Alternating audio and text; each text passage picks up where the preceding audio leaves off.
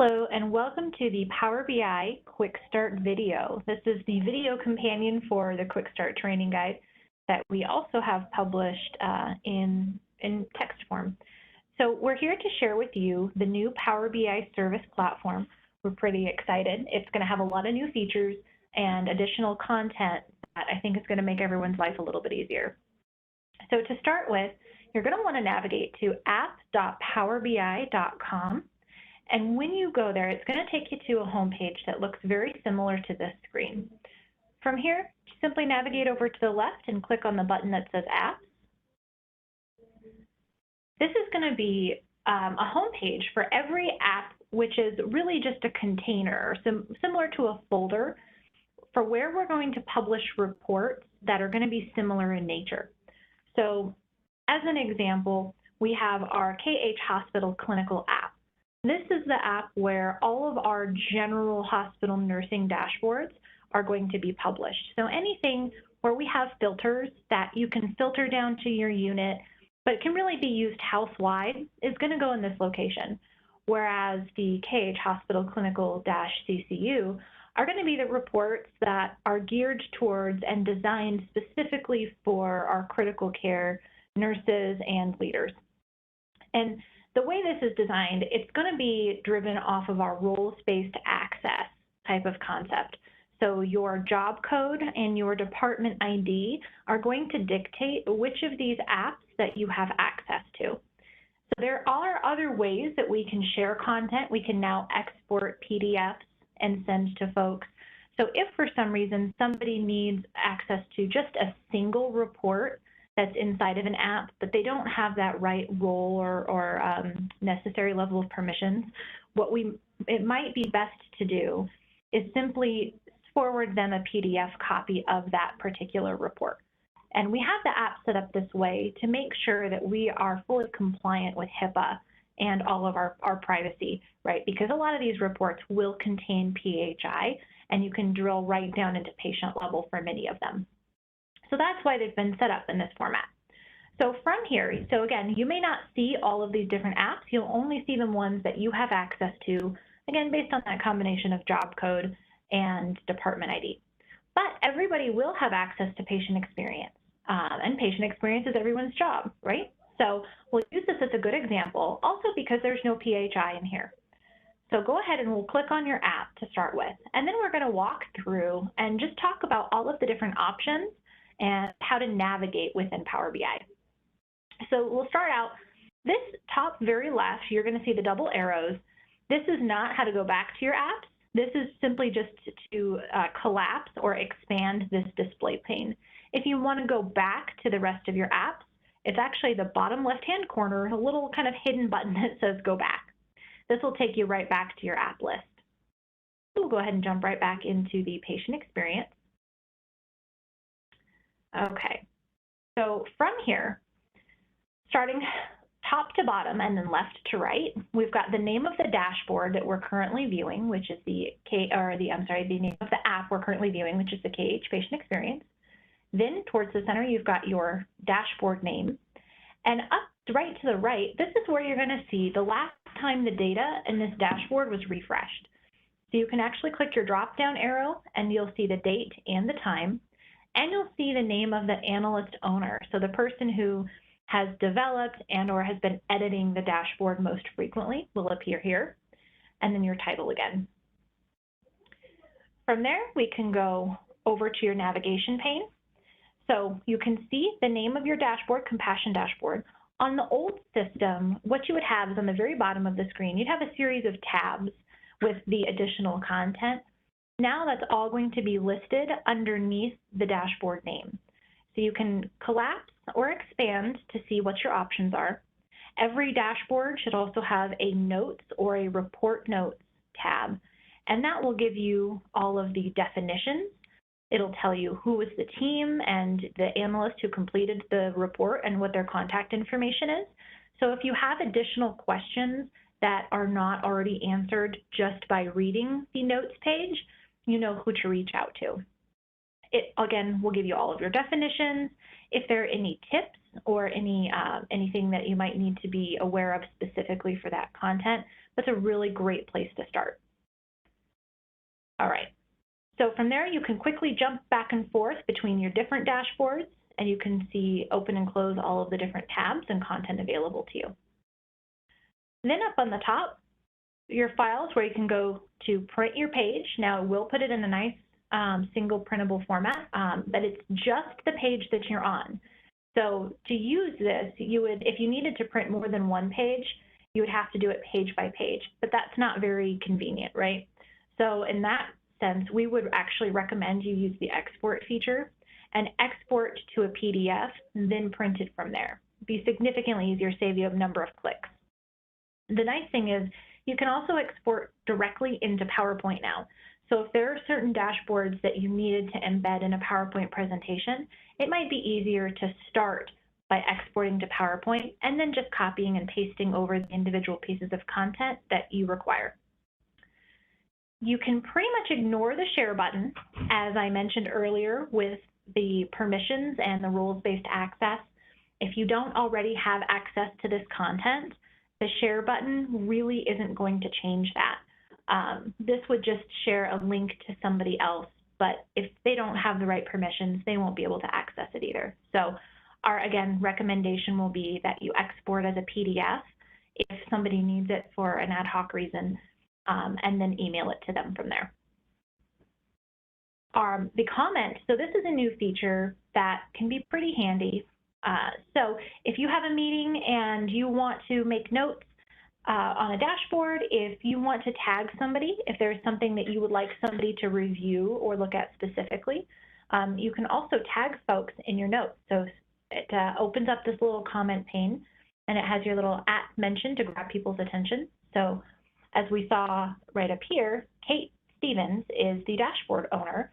And so let's say I want to point something out to her.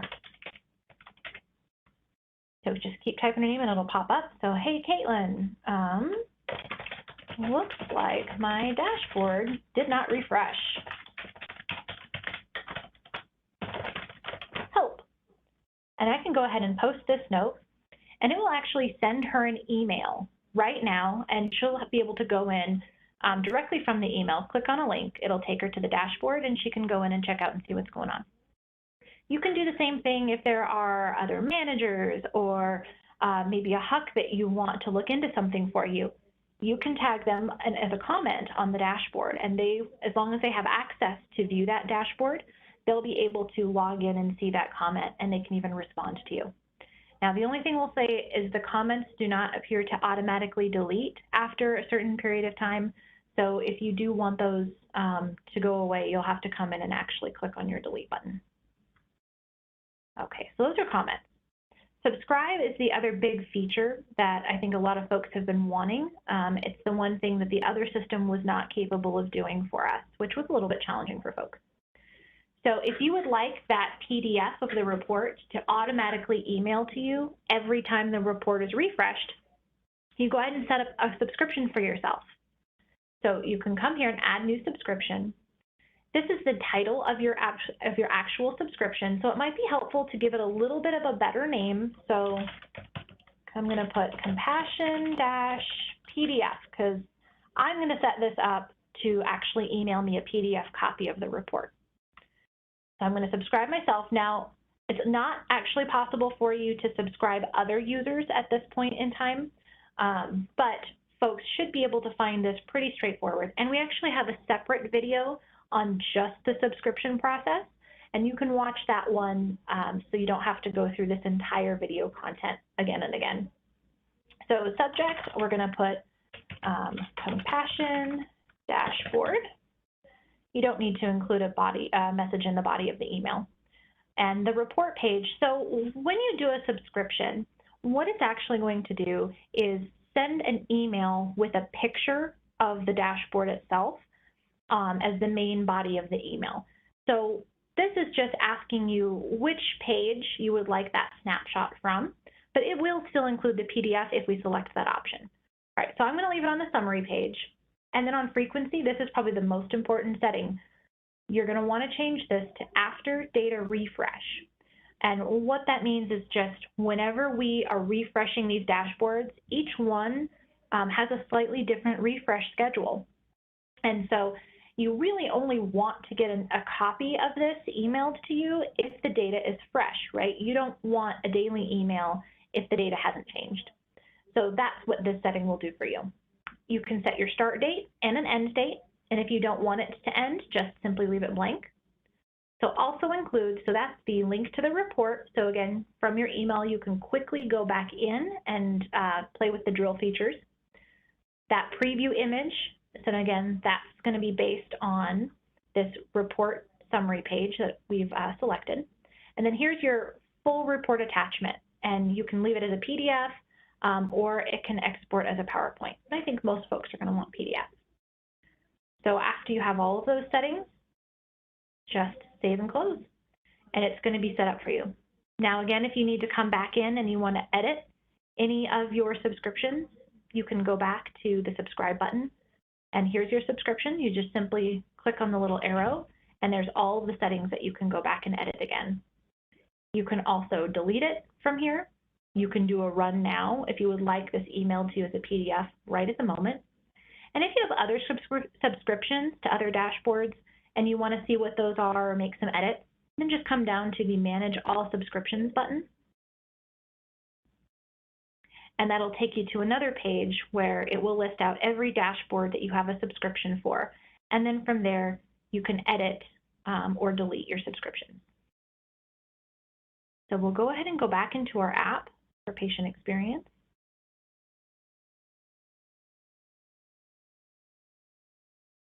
Okay, so another nice feature are the bookmarks. And what the bookmarks do, if you have a report that has a lot of filters on it that we are able to use more broadly, kind of house-wide, as this example for Compassion Dashboard, we're looking at the total hospital Compassion Press Ganey HCAHPS performance.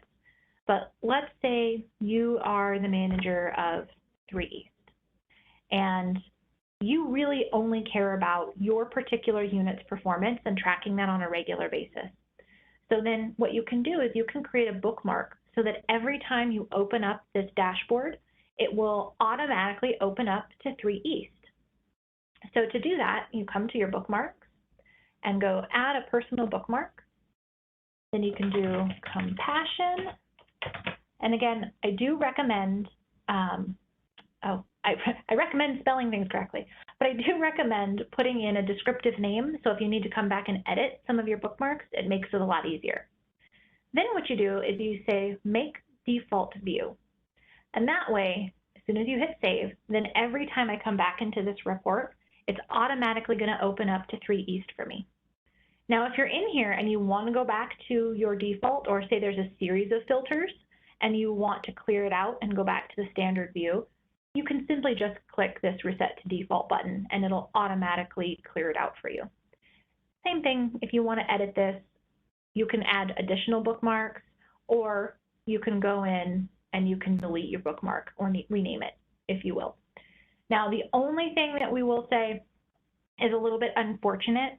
Right now, when you subscribe to a report, it is not possible to set a bookmark and have the bookmark carry through to your subscription. So even though every time you log in, it will show 3 East, unfortunately, it will not filter to just 3 East when you subscribe to the report. So that is helpful, at least then when you get the subscription that notifies you that it's ready to view, you can click on that to go into your dashboard where your bookmark will be set for you, and then you can export as a PDF if you still want that hard copy of the report. Okay, so those are subscriptions. Finally, we get into view. Now, if you're doing a presentation, or let's say you want to pull a dashboard up on a learning board or some other large screen, it might be really nice to be able to go into full screen mode. It gives the best visual for your end users, and it's clearer to see in a large conference room, things like that. So on the bottom left-hand side, you can show your navigation pane if you want to be able to quickly jump back and forth between different pages, or again, you can collapse that. And then if you want to get out of your full screen mode, you can simply click on the two little arrows down here on the bottom, or you can hit the escape button. Either way. Okay, and then finally our star. So you can add this to your favorite list. It's not going to probably be as helpful as you think. What it's going to do is it's going to add a list of your favorite apps, but click on your favorites, and then if I go back to my kind of home page, I can go over here and click on my favorites, and it's going to list out, so I have KH Patient Experience as a favorited app, even though it was really just the one report I wanted. But hopefully you won't have too terribly many to select from. So that's the overview of Power BI and the new Power BI service. If you have any questions, please feel free to reach out. Kate Stevens is kind of our Power BI guru, and she'll probably be the best person to answer the majority of your questions at first. But feel free to reach out to anyone on our team. And again, if you're looking at a specific dashboard, we would encourage you to reach out to the analyst owner for that dashboard, as they'll be the most versed and be able to help you quickly troubleshoot any issues you might be having. With that, have a great day, and we really hope you enjoy the new Power BI experience.